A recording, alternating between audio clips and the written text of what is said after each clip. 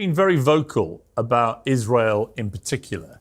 Even when Yahya Sinwar, the head of Hamas, was killed by the IDF, you were out lauding him as a hero. To most people, he's the despicable head of a terrorist organization that perpetrated on October the 7th one of the worst terror attacks in modern history. What's heroic about that? Well, I think when you look at it in a vacuum, it's a very different picture. It's kind of like if I, raped your mother and I kicked you in the nuts 3 times and then you punched me in the face and everybody just wanted to focus on you punching me in the face. I think that would be a very different conversation than when you looked at it, the whole of what happened. And the whole of what happened was Nakba. That's where it started. You have 750,000 Palestinians that got displaced.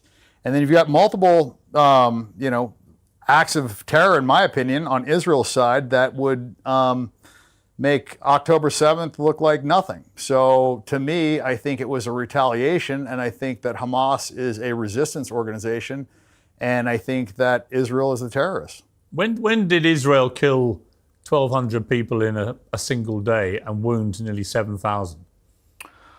Well, you have...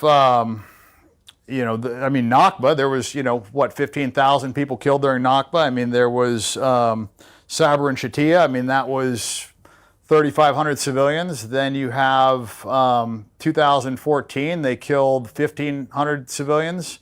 500 plus were kids. So any one of those days would have been much worse than October 7th, but nobody really talks about those that. didn't happen in single days. And October 7th is not nearly as bad as what they say. Well, those didn't happen in single days, as you know. Well, you have, Sabra and Shatila, that was 3,500 people, so that was basically 7 October 7ths. And October 7th, I think the numbers get inflated a lot too, because you're not taking into account that it was only 650 civilians, and there was the Hannibal Directive that was employed, and the Hannibal Directive is when the military is basically killing civilians so that they aren't taken as hostages. And, that had to be hundreds of people, so I would argue that it was less than 500 civilians that were killed, and to me, that is much less than what, the Israelis have been doing to the Palestinians.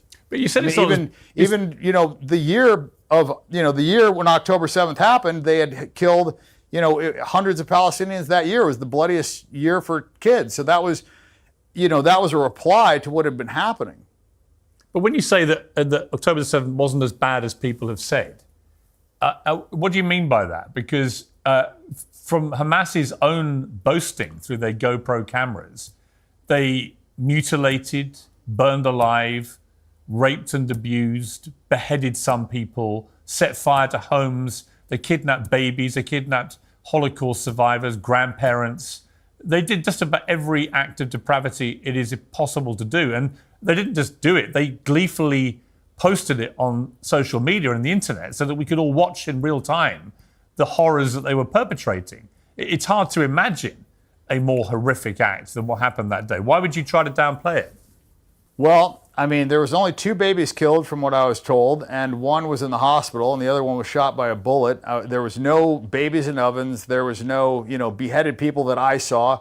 The rapes were disproven. So all that was Israeli propaganda. And the problem is Israel has continued to lie and lie and lie, and they've been caught lying. And they're the only ones that have actually been caught red-handed raping prisoners. And they've done it, and the people that raped the prisoners were now heroes, and they got released, and there was nothing that happened to them. So I think it's very hypocritical to focus on things that they're doing and then try and blame them, on Hamas or the Palestinians. It's interesting because... It's just, to me, total bullshit. It's just Israeli propaganda. Yeah, listen, many people will listen to you and think that what you're spewing is bullshit propaganda from the other side. And the reason I say that is you say there was no raping or abuse of women, and yet the UN Special Representative on Sexual Violence in Conflict, Pramila Patten, reported in March this year that there was clear and convincing information that Israeli hostages in Gaza experienced sexual violence, including rape, sexualized torture, and cruel, inhumane, and degrading treatment, and reasonable grounds to believe such abuse is ongoing. There was also reasonable grounds to believe that conflict-related sexual violence occurred during the 7th of October attacks in multiple locations across Gaza periphery, including rape and gang rape in at least 3 locations. So when you say it didn't happen, what you're really saying is you think that the United Nations report into all this, which established it absolutely did happen and was horrific, is what? Is a pack of lies? And if so, why would the United Nations lie? Look, I wasn't there, but I have, seen articles that said that it did not happen. So, if it did happen, that's terrible. And I think that's, atrocious. I don't ever believe in rape, but, during, Sabra and Shatila, there was a, girl raped in front of her father. And, that's happened on the other side numerous times. I mean, it happened in the prison. I mean, they were literally rioting because they felt like they had the right to rape these prisoners. So to me, I think it's a bit hypocritical. You can't believe that you have the right to rape prisoners and then complain about them raping, your civilians as well. So I don't think it just can only go one way. I think it's atrocious on both sides. You said Hamas are not terrorists, they're an army fighting for their country against the worst terror organization on the planet. And yet Hamas were given power in Gaza in 2005. They were given billions of dollars, a lot of it in a very suspect manner by Benjamin Netanyahu and his government, because he wanted to create a rift between Palestinian groups, and I completely accept that. But there's no doubt from what has now emerged that Hamas spent most of that money not on benefiting the lives of Palestinian people in Gaza, but on building an elaborate tunnel system and arming themselves to the teeth so that they could perpetrate this act of horror on October the 7th in a strike against Israel that they hope would decapitate Israel. I'm just curious why you would go out of your way. You say you've read things, but you're a guy of big influence. You've got a big following, 30-odd million people on Instagram. With respect, and I say this respectfully, I understand why you want to support the Palestinian cause, and I'm sure there'll be many points of agreement we would have on that. But just to say, well, I read somewhere there were no rapes and abuse, it doesn't seem to me like you've really studied, or perhaps don't even want to study, the facts about all this, because it would go against your own narrative. Would that be fair? I mean, look, I got no dog in this fight, Piers. I'm not Palestinian. I'm not Muslim.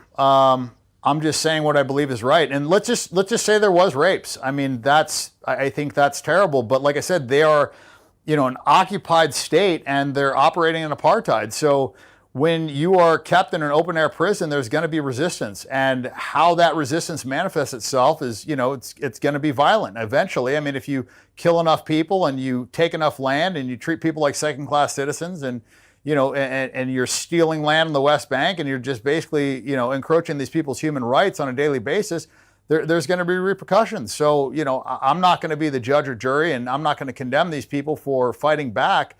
I think nobody had an issue with, South African apartheid and their resistance. So I don't know why there's an issue with the resistance in the clear apartheid that's going on here. You went on a Patrick Bet-Davis podcast. He's a friend of this show. You said the Jews killed JFK and that Israel wanted October the 7th to happen so that Israel, had a reason to take the land.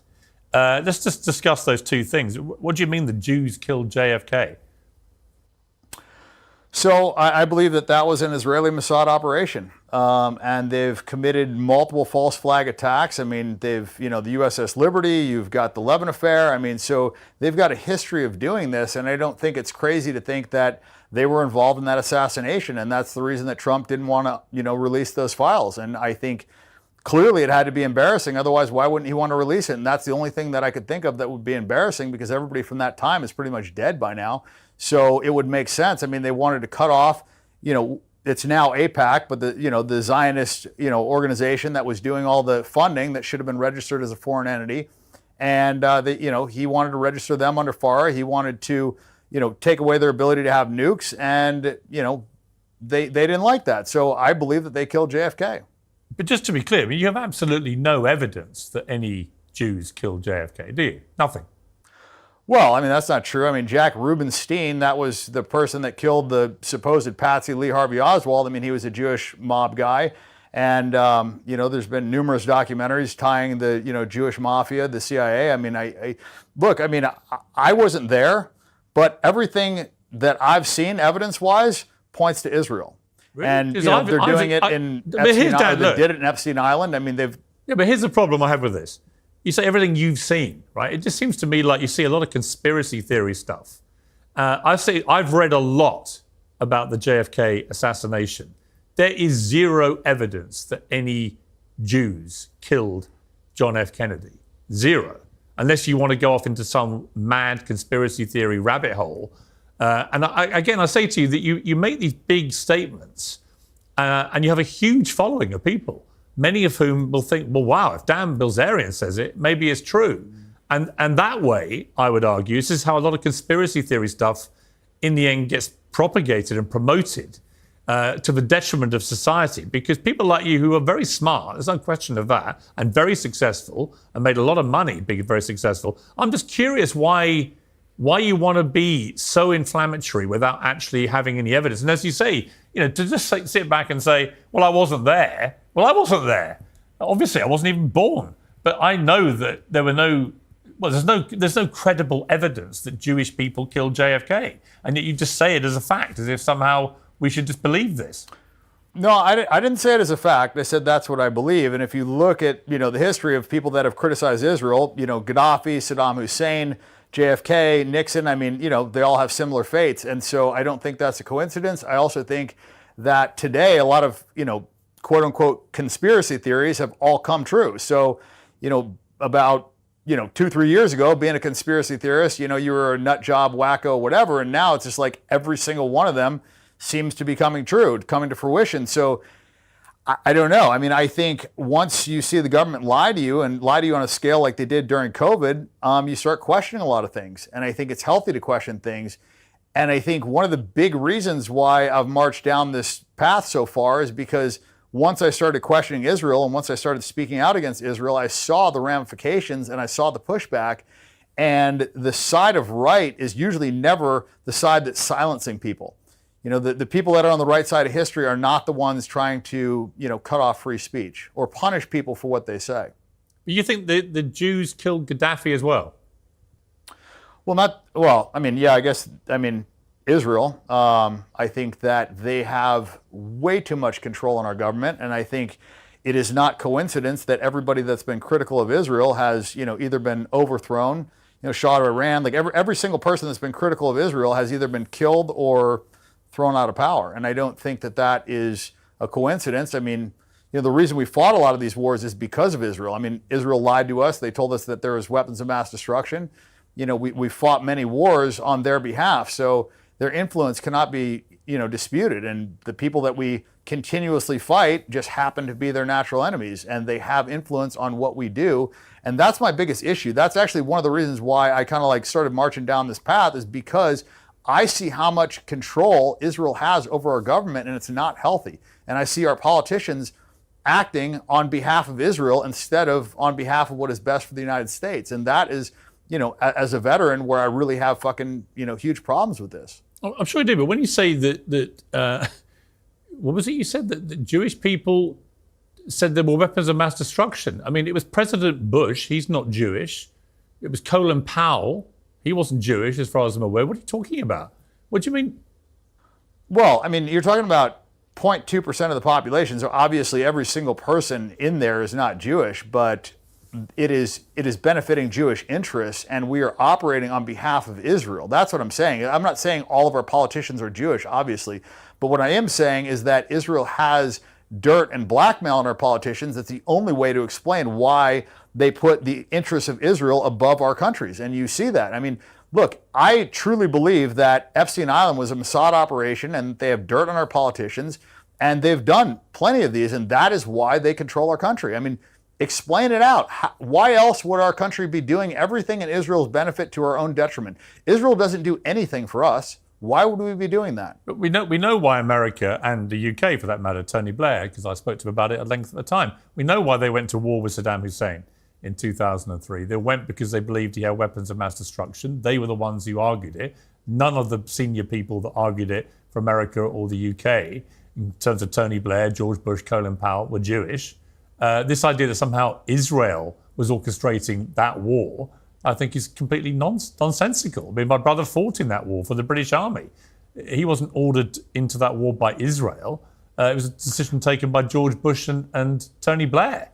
It just seems to me that when people have accused you, if they have, of being anti-Semitic, this is the reason why. It's because you look everywhere for a reason to blame Israel for absolutely everything, even when there's no evidence that it was Israel involved in the actual orders that were taken.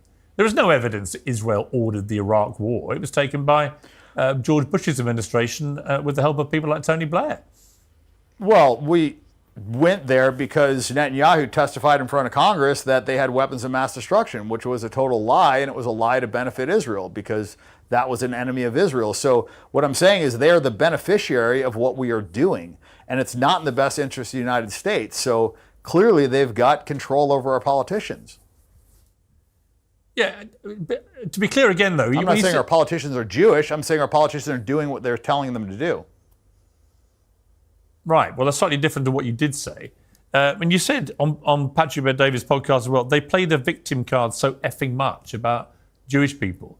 I mean, do you not understand why Jewish people might feel a sense of victimhood, given that 6 million of them were killed in World War II by a genocidal monster in the Holocaust? Do you not understand why that might make Jewish people feel that, yes, they have indeed been victims?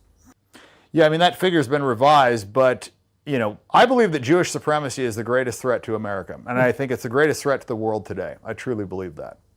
What do you mean the figure's been revised? What do you mean? Well, they said that it was 4 million that died in Auschwitz, and then they said it was down to 1 million, so they've revised the figure. Well, how many people? How many people do you think were killed in the Holocaust? 271,000 that died in Auschwitz. How many do you think were killed in the Holocaust? I don't know, but I would bet my entire net worth that it was under 6 million. Again, I simply ask you, Dan, what's the motivation for making claims like that? What do you stand to gain by trying to diminish what happened in World War II? I'm just answering your question. I mean, I'm a gambler, so if I think that something is a low probability, then I would bet on it. And I don't know for a fact, but the evidence all says that it was less than 6 million. I mean, just the mathematics don't work. Like, you can't cremate that many bodies. Like, the whole gas chamber thing, it's a very ineffective way to kill people. So when people have researched this and they've done the due diligence, they said it's mathematically impossible. You see, I'm sorry, but I just find that unbelievably offensive, and I'm not even Jewish.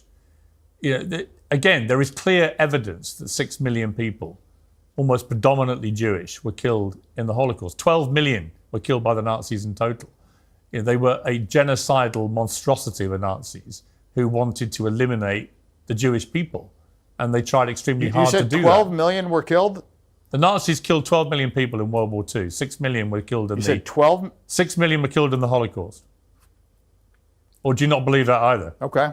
I mean, Jews have killed far more Christians. Well, Jews have killed let's just accept the 6 million figure. Jews have killed far more Christians than that. I mean, it's not even close. If you look at the Bolshevik genocide, you look at the Holodomor, I mean, they've killed way more Christians. I mean, they basically invented the genocide. So, they deny the Armenian genocide. Israel denies that. They've lobbied the U.S. to deny that. I'm Armenian. They killed half of my people. So, and I'm not offended by that. If somebody questions that, it's not some crazy thing. I mean, Israel denies the Armenian Holocaust. Okay.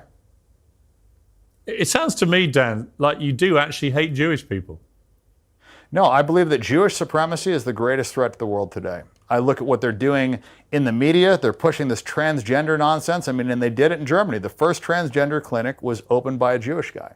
And I don't like this perversion pushed on our children. I don't like the fact that 9-year-olds are reading about homosexual acts. I don't like that drag queens are reading them in schools. I don't like that Kamala Harris wants to pay for sex changes in prison so that men can turn into women and women can turn into men. And I don't like the fact that he's putting in, men into women's prisons, male rapists into women's prisons because they identify as women. I mean, it's just nonsense. I don't like, men beating up women in boxing and sports. I think it's all nonsense. And I think it's leading to a degradation of moral fiber. And if left unchecked, I think it's going to ruin the world. But again, you're blaming Jewish people. Why? Because they're pushing this. What do you mean they're pushing it? What are you talking about? Well, I mean, they're controlling the media. I mean, the DEI is being pushed by BlackRock. BlackRock's execs are all Jewish. All the Disney execs are Jewish. Dan, they're pushing it on children. Right. Do you accept, Dan, that you are just blatantly anti-Semitic? Look, I have an issue with that term. I mean, I think the real Semites are the Palestinians. I mean, they the DNA tests that they've done on the Israelis that are living over there, they're Eastern European Ashkenazi Jews. I don't even think they're actual Semites. They don't have ancient Hebrew DNA, which is why DNA testing is illegal in Israel. I mean, you're literally denying their existence now. I mean, you are just a brazen anti-Semite, aren't you? You hate Jewish people, you hate Israel, you hate the state of Israel, its government, everything about it. You're blaming them you blame them in this interview for literally absolutely everything. When you say, well, I think most of the problems today is caused by Jewish supremacy. I believe that. I'm honestly gobsmacked that you would say all this publicly, given what a high profile you have.